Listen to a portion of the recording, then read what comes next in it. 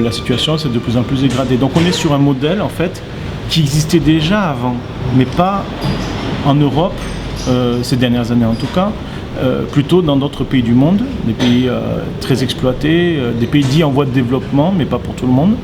Et maintenant, on est en train de voir ce modèle-là se répéter en Europe.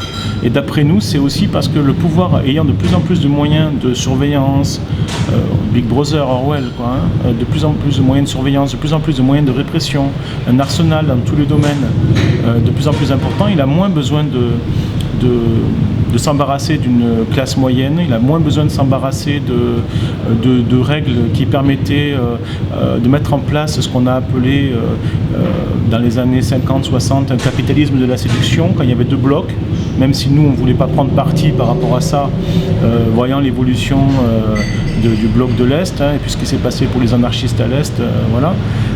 Mais par contre, il y avait quand même des rapports de force, on ne peut pas les nier, quoi. Même s'il y avait c'était des formes différentes de capitalisme d'État, mais c'était quand même, il y avait quand même un rapport de force. Donc avec, par exemple,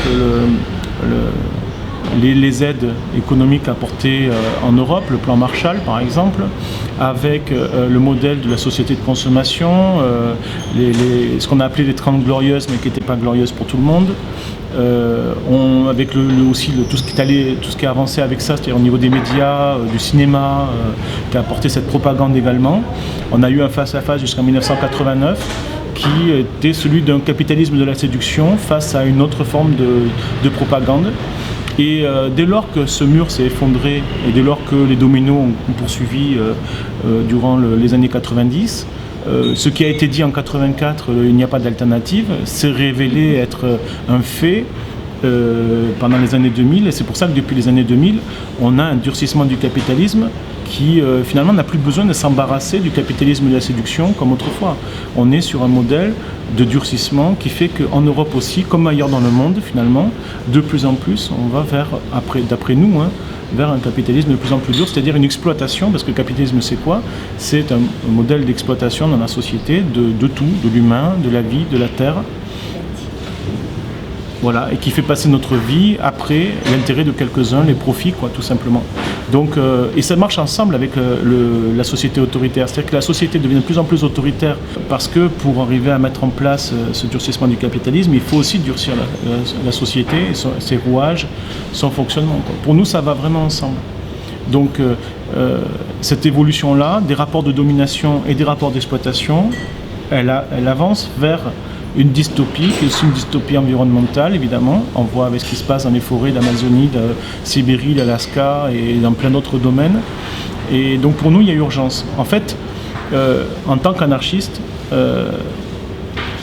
si je pense à nos aïeux de Saint-Imier, par exemple, en 1872, lors de la création de la Seconde Internationale avec Bakounine et quelques autres, à l'époque, bien qu'il y avait des écrits d'Élisée Reclus sur l'écologie et de bien d'autres, il n'y avait pas cette urgence, sinon sociale et politique, de sortir de la préhistoire politique de l'humanité.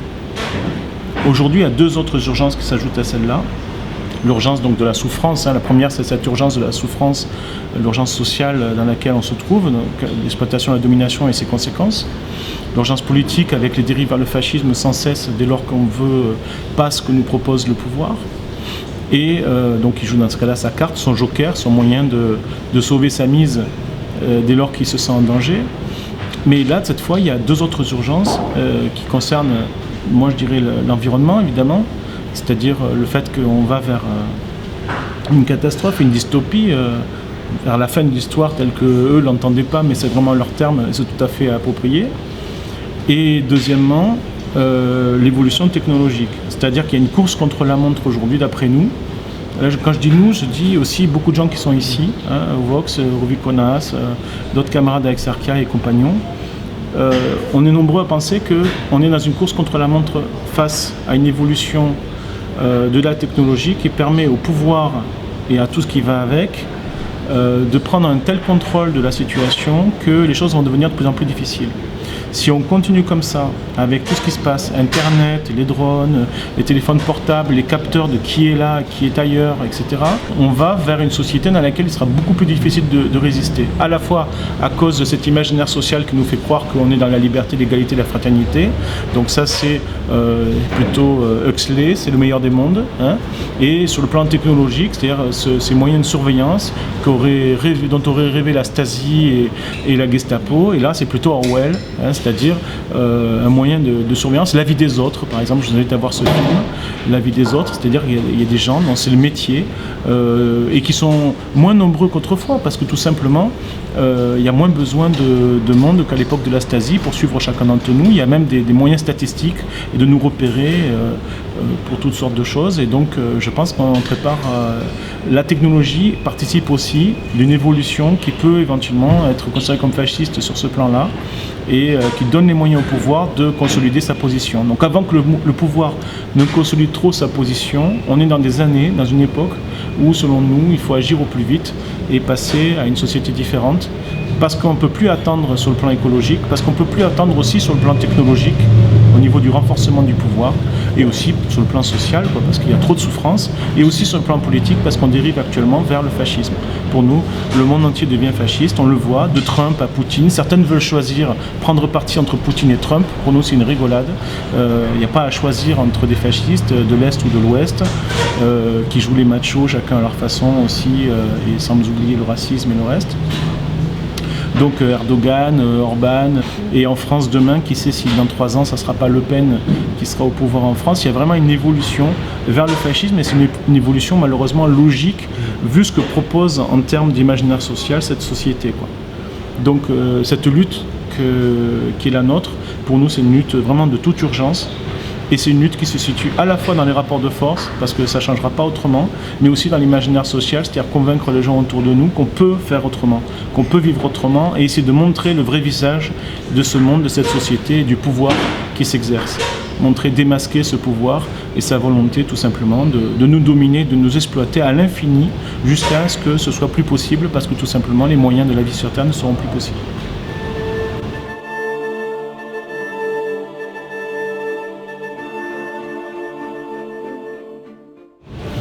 Alors déjà, ce qui a été fait, c'est fantastique. Je dois vraiment vous dire que ça a été déterminant. D'abord, ça nous a fait chaud au cœur. C'est-à-dire qu'on a vu de plus en plus de communiqués, de plus en plus de photos, de plus en plus de messages, de plus en plus d'actions. Des actions de rassemblement, d'événements, mais aussi des actions de destruction contre des intérêts de l'État grec, symbolisant le pouvoir grec à l'étranger.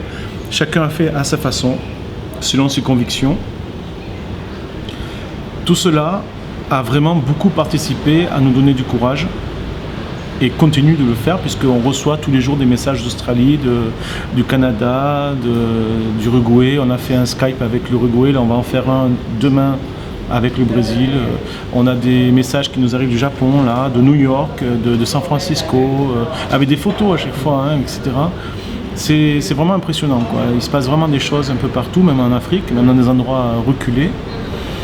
Et du coup, ça donne vraiment à réfléchir sur le fait qu'on n'est pas seul. Il y a beaucoup de monde qui pense aussi ce qu'on pense. On est beaucoup moins seul qu'on le croit, mais on n'est pas visible. On n'est pas visible parce qu'on ne veut pas participer aux médias du pouvoir. On n'est pas visible parce qu'on ne se reconnaît pas dans le comptage électoral. On n'est pas visible parce que nos idées sont bannies, sont censurées. On n'est pas visible parce que même sur les réseaux sociaux de type Facebook, donc je veux dire asocial en réalité, les référencements sont tout à fait inégaux, sont défavorables aux publications non commerciales et sont défavorables encore plus aux publications révolutionnaires qui actuellement, je passe un message pour mes amis des pages qui essaient de tenir sur ce réseau asocial pour diffuser nos idées. Même si ce n'est pas toujours exactement les mêmes idées, ça n'a pas grande importance. On avance vers l'utopie chacun de notre façon. Il y a actuellement un déréférencement qui est extrêmement violent et qui fait que sur ces canaux-là, même s'ils sont contrôlés par le pouvoir et qui permettent de nous surveiller, de toute façon on est contrôlé, surveillé partout. Ou que ce soit dans d'autres domaines de la vie, on n'a pas la possibilité de s'exprimer comme on le désire. On est obligé de créer de l'automédia, du contre-média, ce que vous êtes en train de faire à cet instant. Et donc c'est en réalité le contraire qui est l'état des lieux. C'est qu'il y a beaucoup plus de gens qu'on le croit qui soit sont d'accord avec nous et qui avancent vers le même but, soit qui trouvent que c'est pas une mauvaise idée mais qui n'arrivent pas à y croire.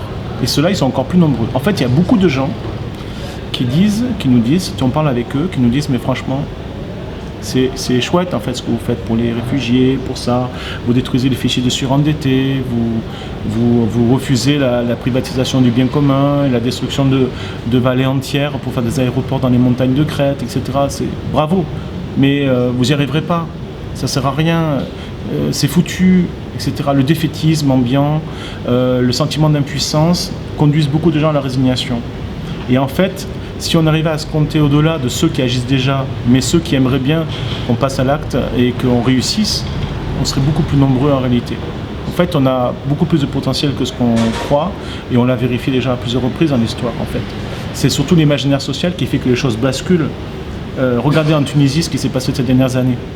Le renversement du régime, alors qu'il venait de se faire livrer des armes, et des armes de surveillance en particulier de la France, avec un trafic et tout, eh bien, le régime est quand même tombé très vite. Et il y a eu un suicide en fait, une personne harcelée par la police, même si ça ne s'est pas bien passé après pour le nouveau pouvoir qui s'est mis en place. Peut-être qu'il aurait fallu faire autre chose par rapport au pouvoir. Mais par contre, le régime est tombé très très vite, alors qu'on ne pouvait pas imaginer qu'il pouvait tomber si vite. Et ça s'est passé très souvent comme ça dans l'histoire. Les régimes politiques peuvent tomber très très vite. Les grandes fortunes peuvent être expropriées très vite. Les châteaux peuvent être brûlés très vite. Ça peut aller très très vite, on peut même détruire l'argent comme à Barcelone en 1936 et passer à autre chose. Donc tout ça c'est possible, tout ça c'est à notre portée. Et si les gens avaient un peu moins peur et prenaient un peu plus confiance, la peur c'est ce qui permet le plus de dominer autrui, que ce soit un animal, donc c'est comme ça qu'on dresse souvent les animaux, ou que ce soit les humains. Et refuser la peur, c'est que ce qui viennent des fascistes ou qui viennent du pouvoir politique, de l'État et des moyens qui sont à son service, de sa police. Refuser la peur, c'est refuser aussi ce qui va avec, c'est-à-dire sa production de résignation, de sentiment d'impuissance, de désespoir, qui nous amène dans un repli qui est le contraire de la vie. La vie, c'est se déplier. La vie, c'est grandir, c'est s'élever, c'est vivre debout, c'est mourir debout, c'est lutter debout.